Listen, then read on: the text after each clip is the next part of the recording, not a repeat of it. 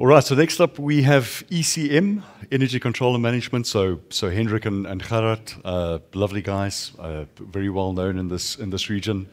So they've developed a project for IES. Welcome to the stage, guys. Thank you. All right. Henny, do you want to take us through the initial requirements? Yeah, so if you want. I mean, it's up to you. I think Gerard, thinking back, it's his brainchild. So coming out of the automation industry, going into the energy sector, I think one of the big challenges was monitoring. Yes. Data integrity, the availability of data, and then the reports. So yeah, Gerard. Yeah. Yeah. So sorry, this is an energy management system. I should have mentioned that in the beginning. Yeah.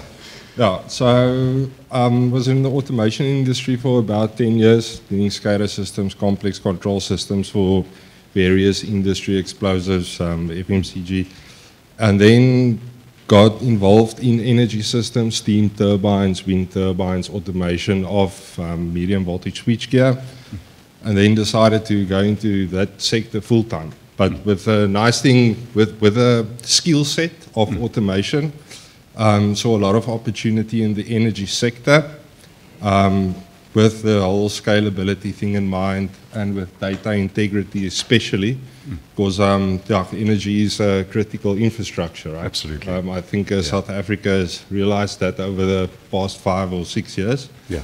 So looked at various types of technologies, and I believe that was the birth of ECM, and I mean, yes. Henny, that's where you guys connected, and okay, sure. All right.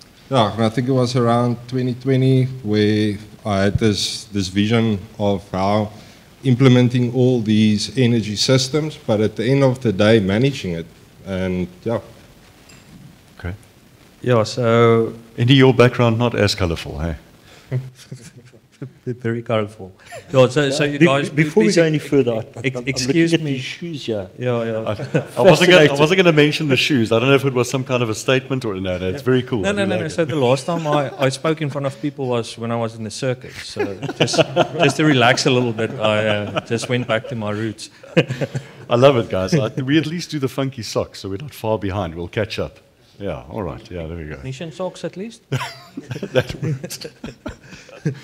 Yeah, so the challenge came to us to have a robust platform for monitoring that is lightweight as well. And that's where the challenge came in. So we went through various stages of developing most of the devices Modbus TCP. Yep. So obviously the first test is to VPNs, connect that to a server, and then via Modbus TCP send that data up.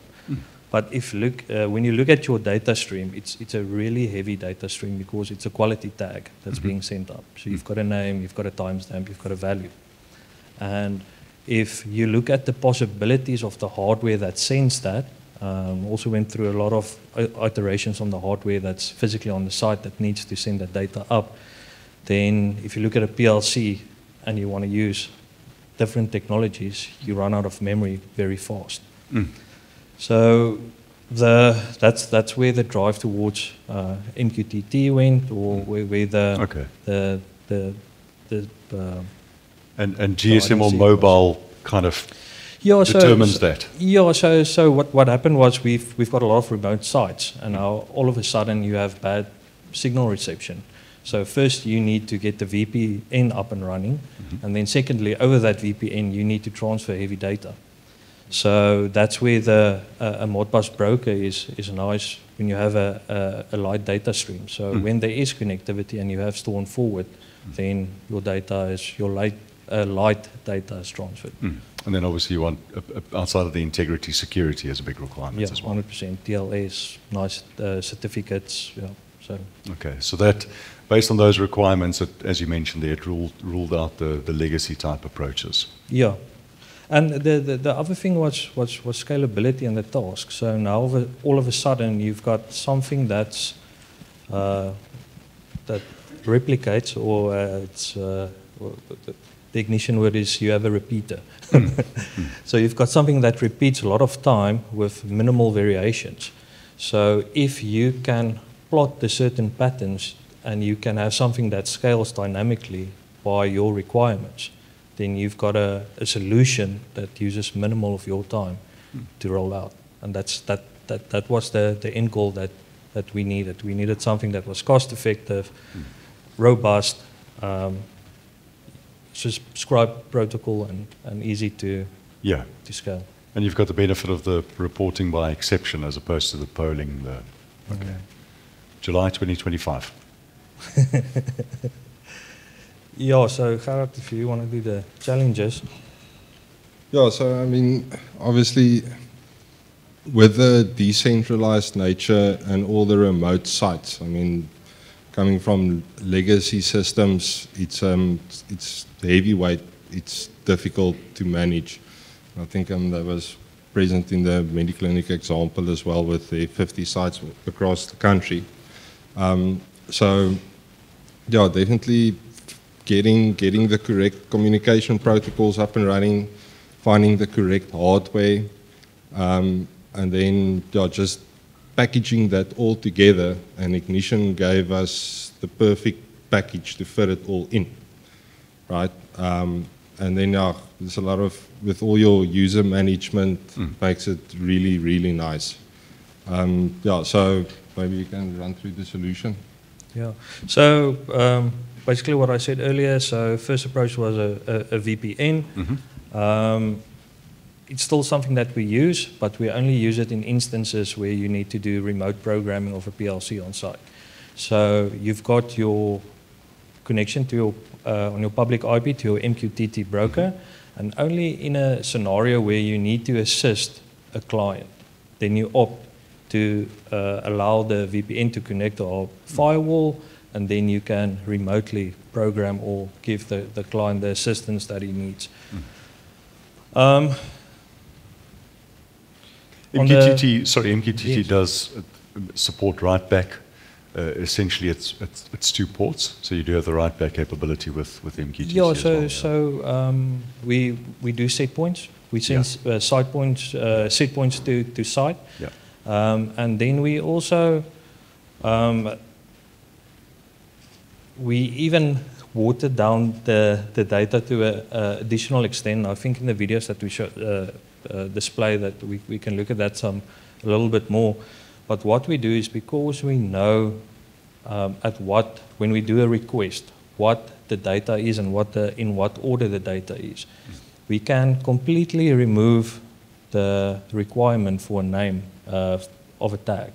So basically, you have a timestamp, you get a set of array of data, and by mapping that on the server side, you've got SuperLite data, and sending it back to the other side as well. If you've got a Modbus server that's sitting at the end of a MQTT gateway, Modbus gateway, then you can send an array of data. The gateway knows how to handle and how to decipher the data, and you can send your set points as well. And then your MQTT broker gives you, for argument's sake, it gives you a cookie and a status of the message that you sent. So you can form your quality tag. So you have an event handler that's waiting for that response to the request that you published, and then you can form your quality tag on the server side. So it's the power of MQTT, and all the devices that you can use these days can give you really robust data that's very light. Yeah. And then you opted for a SQL DB database in the background? Yeah, so the SQL DB is probably just part of my background. So what we use that for is how we define our tags. So now obviously you tell the MQTT broker gateway that I want 125 addresses, and this is my reference ID to it. But when that values are returned, you need to map them at the back. So by using a Ignition named query, it was a very nice way to get the information out of a database, use the power of SQL DB engine to process the data fast and efficiently, and then populate that and send it directly into tags. Okay. So it's quite like a... And then you mentioned a single low-cost device was identified to fulfill the requirement. So there was an off-the-shelf kind of solution? Yeah, yeah. Okay. So what nice is the way Ignition is in... you can integrate with technology that's currently relevant and off the shelf. So when we started this journey to find the correct technology, it was like, how will we do it? And I remember taking something off the shelf in the office and go, well, let's try. And as soon as you went down the rabbit hole, it's just like, but the guys that develop hardware these days have lightweight data in mind. So yeah, it's something that we could use and roll it out. Okay. So the solution PLC, Modbus, MQTT, Modbus gateway to the broker to your central Ignition server. Yeah, so that was just that's the data flow, if I can call it like that. So you've got a PLC in the field, which you have your local control. You've got your user, or if it's a power plant controller or a plant controller that controls heating. You've got something that needs to multiplex data and store it in a way that you can link that up to your project in Ignition. So that's where the PLC comes in. You can allocate your data, your DB, your data block in a known order. You tell the PLC to create its own Modbus server, so you can read that data off the server with Modbus MQTT gateway.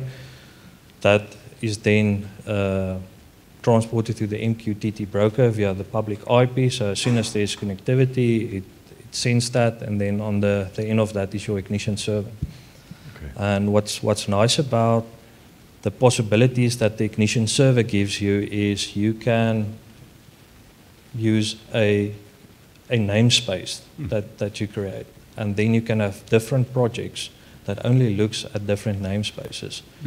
So you can have different root MQTT tags that's coming in, and depending on what lands inside that tag with a unique ID as a drill down identity, then you can execute the correct script that needs to run. Okay. Yeah, so that's just it's a very rough architecture of what's happening. So at the bottom you've got your PLCs or your devices that reads Modbus or RDU or any form of data, analog. And in certain scenarios, and it all depends on your store and forward requirements. I mean, if you use a cheap off-the-shelf option, then you're limited in storage. You won't have store forward, yeah. Yeah, so mission critical cases, you go for your Edge license if you've got that nice month store and forward at your... You've got the 35 days available. Yes. And then on the other side, if you have a low data flow and you have only a few critical parameters, then you can use just basically MQTT directly to your broker to the Ignition server. Then there's two ways that we've done it. We've used the Cyrus distributor, which is the MQTT broker flavor of Ignition itself, and then we've also used third-party MQTT brokers, and both really easy to integrate with Ignition, no problems, no headaches. So the lovely thing about MQTT is the very flexible kind of architectures you can create with multiple brokers. 100%. Yeah, and then from there on, so it's the Ignition engine. That's something that I firmly believe one cannot go without, and that's because that's the heart of the data processing. And to use the data within Ignition from there is very simple. So it's you go Cyrus link dot, and then you get all your functions. Yeah. So no, it was a real pleasure. Okay. The sexy stuff. Okay, so this is just a demo program we did for the event. So there's just a lot of dashboard items. And then over here, I show how easy it is to actually create a new site. You need to talk us through this. It's very well done, yeah. So on our live application, it's actually you can either scan a QR code or it's just a screen on your perspective. So this is new hardware. This is new hardware, new site. Yeah, so you need to create a new site. Yeah. And what you basically need is you just need to give it the IP device of your EMS on site. You need to tell it what type of system it is. Mm-hmm. And you need to tell it, what's the third thing? It's so much easier when you just scan the QR code. It's the unique serial number. Oh, yes. Each plant has a unique serial number. So what I'm showing there is just so, show the plant. Simulating adding a site, right? Yeah. So this specific one is just an additional device. So basically what I did was that is just a multiplexing block inside the IA portal. I gave it an additional PV, for argument's sake, it's a Huawei Smart Logger, additional data point. So add that to the system. We want to run that script again, and then it needs to add all the tags automatically. So, and as soon as it adds all the tags, so Ignition needs to create all the tags because I feel it's a soul-crushing process to add tags. So 2,000 plus hours, you said. That 2,000 tags is soul destroying. Yeah. I read hours. Yeah, so then it creates all the tags. There you can see it created the PV inverter 2 automatically, and then it updates all the screens dynamically as well. Fantastic. So really well done. This is possible then for different sites. It's possible. So it's the same process for if you want to add a completely additional site. Yeah. And then also what the system does is it checks. So for that type, there's argument's sake. So in this specific one, you would see there's a limit of 5 subdivisions for inverter. And it will actually, let's call it ping the device to see in what of those registers is values. And if there's not values, it doesn't create those tags. And it also doesn't read them going forward. Oh, fantastic. So that's basically the process that you can see there. So the end goal of this was to have something that's 100% dynamic. Yeah. So for the users as well. So then you've got 3 tiers. So we use the IDP of Ignition that's built in, the default one. And then we, in SQL, we have super users, which is our company. Then we've got, let's call it SIs that sits below us that needs to be able to allocate plants to different owners. And then the bottom tier is the owners. So then you can allocate sites to the different users dynamically as well. So I think that's actually on the next slide. Yeah. So this is just the end product that we had for IES. So what you can see there is the... This is for your own monitoring, huh? Excuse? This is for your monitoring? Yeah, so this is for IES. So what they are pushing for is with every one of their batteries, they want to have a app as well. And that is where the whole drive came from. It must be 100% dynamic. Because I believe one of those batteries can have up to 2,500 tags, and then they would tell you, but okay, this site has 5 batteries. So now, yes, you can do it with a UDT, but then somebody still needs to go and add it in the background and make sure everything works fine. So the drive was to have something that will see that there's 5 batteries and populate it accordingly. Okay. Yeah, so I mean, besides getting the architecture right, our next challenge is rapid deployment. Yes. And I believe we're getting there. And yeah, as you can see, it works well. Okay. Yeah, so this screen is just showing the different users, different rights, Access. different access. So so now you've got this dynamic platform. IES needs to be able to see all of their sites across the country, but the owner only needs to see his one or multiple batteries. So it was just to be able to allocate certain rights to. And then there's also the like administrator can, so IES can change the logos to fit their client. Yeah. So it's just to give customization functionality as well. So all of those images are stored in a database and then pulled in. The same is done for the reporting. So all of the custom information is saved in the SQL database, and when a report is called, then that's populated. Okay. So this is just to, I think this is something nice that we do as well. It's on the perspective side of the Ignition SCADA. So in this scenario, it's not that handy, but for another SCADA we've got 500 screens and it needs to be perspective. So the conventional way is you do a large screen and you do a small screen, you use a page break. So you basically have 3 screens for every screen that you need. Yes. Yeah. So what we do is we use the advanced style sheet.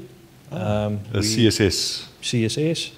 Then we define a class, for argument's sake, that's called 3-column, and that we know that everywhere in the program that we use, on the software that we use 3 columns, we just allocate that class.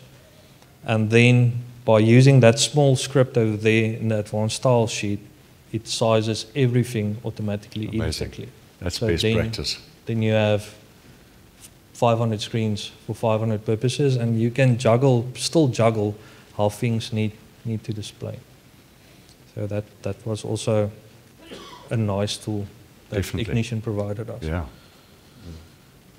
Yeah, so this is something that comes from the heart. So it's if you tell my wife I was serious for a little bit, she won't believe me. So please tell her. But I admire what inductive automation has accomplished with Ignition SCADA. Through my years in automation, I've never found a platform with the possibilities where the limitation was my imagination until now. And between me and Gerard, we've done a lot of automation. And it's every time there's like, okay, but we've hit this roadblock. And you start scrolling through forums, you start scratching your head, bounce ideas back and forth, and all of a sudden it's like, but it's actually a simple problem. Well, the answer is in front of you. Yeah. And what makes the experience even better, you've got this amazing platform, is the Element 8 team. And I want to thank Jaco and Gary and the rest of the team. It's you're always willing to assist, and I genuinely believe inductive ignition with Element 8 is a one-time shoe shot. Ah. Thank you. And then one-time shoe shot. and then Gerard, closing statement from you. Jaco and team, thank you very much. We really appreciate all the things you've done for us over the years and hosting events like this. And the reason for the Crocs is, I'm curious. I don't know if you've told your international colleagues what lekker means. But Yes. This all is lekker like Crocs. Thank you for the kind words. Really appreciate it. And that's why we're here. We're here to help. But I think there's a common themes emerging with MQTT. The scalability is obviously a big aspect of it. You've done a couple of things. Sounds like you guys can chat about. You can exchange notes. But there's definitely a common themes with MQTT, and the scalability is such a big aspect of it. So energy control and management. I mean, you guys, potentially the scales of what you're looking at expanding. It was very important to get that right up front. Yeah, and just to add some figures to the MQTT is the conventional VPN Modbus TCP. We were looking at 18 gigs of data a month. With our watered down MQTT solution, we're looking at 2 gigs a month. Wow. So just by doing that, we had sites where we couldn't connect to site with the VPN because that was too heavy. But these days you can't connect to the VPN, but the MQTT data is still flowing. So that, MQTT is powerful. Amazing. Well done, guys. Thank you. Gary, any questions for them? No, it's very interesting to see the way you've using the MQGT. It's very different to what the normal people would do. I initially, when I saw that scripting in it, I said, that's the lazy way, but I realized it's actually the smart way of doing it. Yeah. Yeah, so we've got the different parent projects now for everything, and yeah, everything happens automatically. You also got inheritance that you can, Yeah. lovely. Yeah, and so you've got your parent project that sits on gateway scripts or gateway events, and then that you just reference towards the right namespace. Mm. And by doing that, everything can be customized, but automatic. Okay. You know what I find interesting is that every time I talk to Henny, he says, yeah, but you must see what else I've done. Yeah, you should see version 2.0. So there was Gerard Neni from Energy Control and Management. Any questions for them? Yeah, there's a question there. Yeah, so storm forward. So the one way is your edge device. So that was on the one side of the architecture. On the other side is the device that we use. It runs on a Linux system. So it gives you the possibility to do scripting. So as soon as we detect that the connection is down, we start populating, let's call it a buffer with the same lightweight arrays of data. And as soon as the connection comes back on, we just send it to the broker. And there's data backfill in the appropriate date timestamps. Yeah, so because there's a timestamp, so you use you get a function in Ignition that you populate it with a quality tag in your historian. So because we've got the timestamp that data actually worked, we just save it with that timestamp, and we force the quality to good. There was another question, I think. Maybe wrong. Oh, okay. Gerard Neni, thank you very much. Appreciate it. Thank you. Done. Thank you, guys.